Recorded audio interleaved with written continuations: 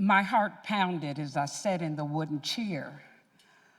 My body trembled as I remembered the terrifying look in his eyes when he said, "I am going to kill you." My mind wondered why. Why would I allow myself to get into such a frightening situation? Why did I think so little of myself that I accepted the abuse for so long? Then the sweet smell of lavender tickled my nose and snapped me back into my reality. I was sitting in my therapist's office for a regular session, and she was asking me some questions. She said, "Linda, how are things going?" I uttered, "Okay." With her green hazel eyes, she fixed her eyes upon my eyes, and in a motherly tone, she probed even further. "Linda, how are things really going?" I squirmed in my chair as a toddler because I felt something on the inside rising.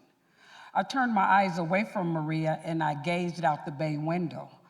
I wanted to find answers. Why would I allow the abuse to continue in my life? But it was hard to talk about it. Then she asked the next question. What is your earliest memory with a person of the opposite sex? Suddenly, my breathing became labored. I was gasping for air, then dead silence. An unspoken hush. And then warm tears filled my eyes as I attempted to hold them back. Maria jotted something down on the yellow legal pad. My lips quivered as a stream of tears were trailing down my face. And she said, "Linda, were you sexually abused?" That question felt like the Berlin Wall was just falling down. A hidden memory from my past burst through the fog in my brain. Then the tears turned into waterfalls down my cheeks. This was my first realization that something had happened to me so long ago. I had buried it for many decades. I don't remember much of the conversation after that, but I remember squeezing a pile of moist white tissues in my hand. Then Maria went on to say, "There's a book I recommend you to read. It's called The Courage to Heal." She said, "It will be painful as new memories surface, but make a commitment to be healed." I nodded that I would. "Oh, one last thing," she said. "This will be my last counseling session with you because me and my family are relocating. But I'll recommend another counselor for you." With it, my mind went to a song, "You Dropped a Bomb on Me" by the Gap Band. As I left Maria's office, the words "sexually abused" went with me, walking with me in the parking lot, driving in my car, and arriving home with me. However, the most haunting time was when night came, when I went to sleep. Scattered, fuzzy memories flooded my mind as a 10-year-old, sleeping on her back in her bedroom, with my eyes slightly open, a shadowy figure easing slowly into my bed. I would close my eyes tightly because I did not want to see. I smelt the musty scent of his body. Then abruptly, I awoke in my bed terrified. My blanket, my sheets, my pillows were on the floor because I had tossed and turned during the night. Soon morning dawned. I got dressed, I'd go to work, leaving that nightmare behind at home. At the office, the memories of the sexual abuse did not creep in because of the busyness of my position. But sometimes at lunch, the feelings of guilt, shame emerged. Then I would dart to my best friends, potato chips, ice cream, chocolate. They comforted me and they numbed my feelings. But when work was over, I knew evening would turn into night. I dreaded it because my unwelcome guests would return. But the flashbacks were progressing. They were no longer fuzzy. They were like a motion picture, and I had the starring role. I knew I needed help because coping was becoming unbearable. I recalled what Maria said, that she would recommend a counselor for me, but I didn't follow up because I felt betrayed. But I remembered the book she suggested, The Courage to Heal, A Survivor's Guide for Sexual Abuse. I started reading and practicing some of the exercises, but it triggered more unwanted stuff. It took me places I did not want to go, and I started journaling my thoughts, the memories, and I cursed sometimes because I was pissed. The book took me so far, but I needed personal counseling. I could not concentrate, my crying periods increased, and my overeating caused me to weigh over 300 pounds. Finally, I decided to seek medical help. My nurse practitioner prescribed an antidepressant to help me sleep and to calm my nerves. And then she recommended, you need to get back into counseling. I agreed and I started searching. So I combed through the yellow pages and I found an organization in Normal whose mission is to heal the brokenhearted. I made an appointment and met with the executive director, minister, and professional counselor. He suggested that I take a psychological test because it would give him a snapshot of what was going on the inside of me. I went in to take the test. It was approximately 300 questions. It took me over 2 hours to complete. My eyes were tired, my butt hurt, but I did it.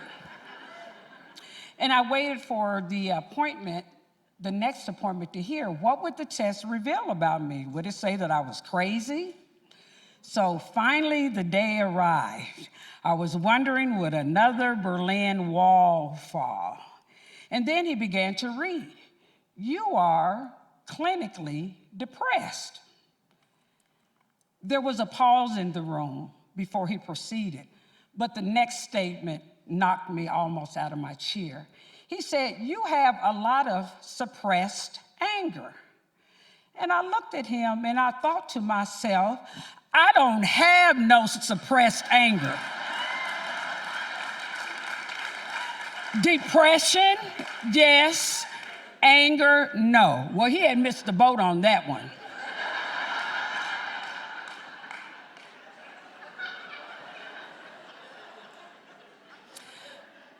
A few days later, I received a call from the same organization asking me to participate in a group with other women who were survivors of sexual abuse. We would meet once a week. The meeting was held by a woman's counselor who specialized in women's trauma.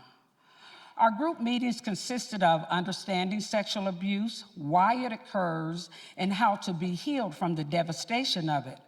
I learned it was a process, but you must be willing to do the work regardless of how difficult it would be. And then we would read from the book called Shelter from the Storm. We read about other women's stories of incest, molestation, and rape. But for me to share in the group, I needed a safe place. I needed a safe place where I could show my scars.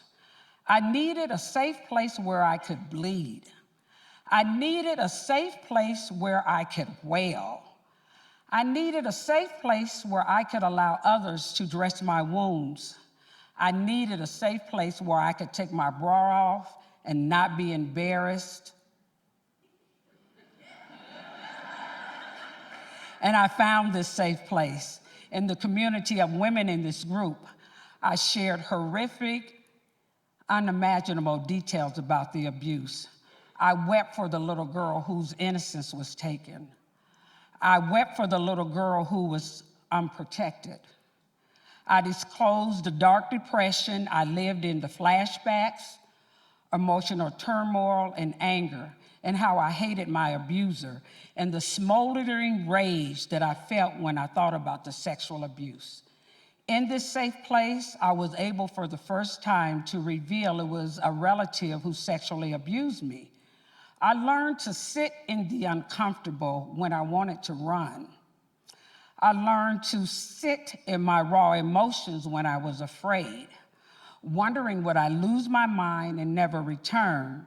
It was raw, it was nasty, it was filthy, but it was my story. As I continued in the group, the challenge was to forgive your abuser. Well, that didn't sit with me too well. Oh, sure, I would forgive after I choked the life out of him. Forgive the person who warped my development as a girl, a teenager, and an adult woman. I needed to ponder and process this.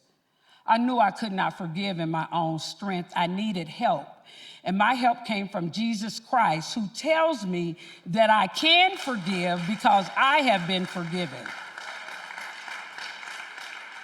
Forgiveness wasn't based on if I felt like it. It wasn't based on if my abuser asked for it. Forgiveness was based on the choice I needed to make. And I was finally able to say the words, I forgive my abuser. I forgive my abuser. But there was some action that was required with the forgiveness. So my action was to write a letter. I wrote a letter to my abuser explaining the emotional damage, the anger, the depression that I experienced as a 10-year-old girl into a grown woman. I expressed that I thought I was responsible for the sexual abuse. I learned that I was not. I wrote about my self-hatred, believing that I was unlovable.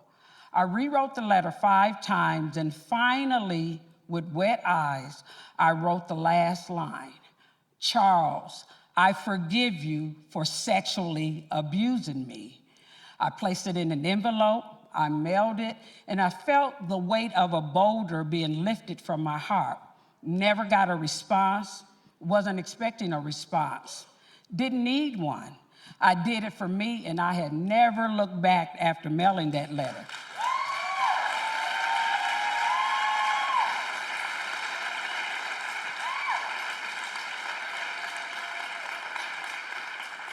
I thought that was the end of it. Years later, the true test came. I was at my mother's funeral, and I was grieving and heartbroken. And my family and I were outside the church before the service began. I reminisced about a comment my mother had said to me once. She said, Linda, I don't care what they say about you, but you turned out to be a fine lady. But my only thought was, Mama, what did they say about me?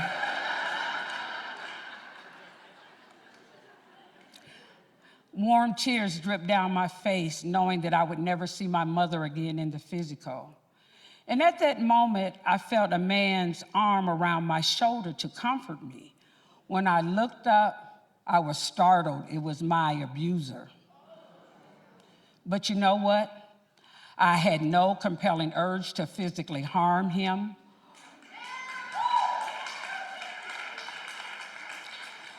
Nor to explode with explicitives to let everyone know what he had done to me. In fact, there was an internal peace. As a result of forgiving my abuser, my perception changed about myself. I discovered that I am lovable and that I am fearfully and wonderfully made.